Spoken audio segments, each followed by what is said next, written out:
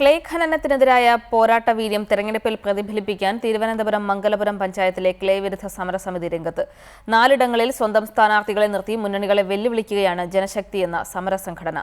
ജീവിക്കാനുള്ള അവകാശത്തിനായാണ് തങ്ങളുടെ പോരാട്ടമെന്ന് സമരക്കാർ പറയുന്നു. ക്ലേ ഖനനമുയർത്തുന്ന പാരിസ്ഥിതിക പ്രശ്നങ്ങളാൽ ജീവിതം പ്രതിസന്ധിയിലായതോടെ ഗത്യന്തരമില്ലാതെയാണ് മംഗലപുരം പഞ്ചായത്തിലെ വേലൂരുകാർ സമരരംഗത്തിറങ്ങിയത്.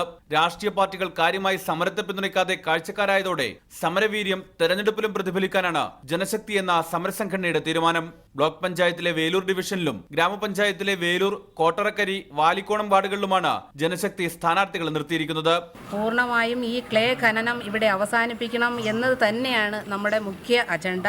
അത് കുടിവെള്ളം എത്തിക്കാനും മറ്റുള്ള പാരിസ്ഥിതിക പ്രശ്നങ്ങളിൽ നിന്ന് നമ്മുടെ നാടിനെ രക്ഷിക്കാനും വേണ്ടിയിട്ടാണ് ഇപ്പോൾ ഈ തദ്ദേശ സ്വയംഭരണ തെരഞ്ഞെടുപ്പിൽ മത്സരിക്കാൻ തീരുമാനിച്ചത്. അധികാരം കൊട്ടാരത്തിൽ നിന്നും കുടിലിലേക്ക് എന്ന മുദ്രാവാക്യമാണ് ഇവർ തെരഞ്ഞെടുപ്പിൽ ഉയർത്തുന്നത്. കുടിൽ ചിഹ്നവും മത്സരിക്കാനായി തെരഞ്ഞെടുത്തിട്ടുണ്ട്. ജനകീയ പോരാട്ടങ്ങളെ തിരസ്കരിക്കുന്ന രാഷ്ട്രീയ പാർട്ടികളെ ഇത്തവണ ജനശക്തി പരാജയപ്പെടുത്തുമെന്നാണ് ഇവരുടെ പക്ഷം. റിപ്പോർട്ടർ, തിരുവനന്തപുരം.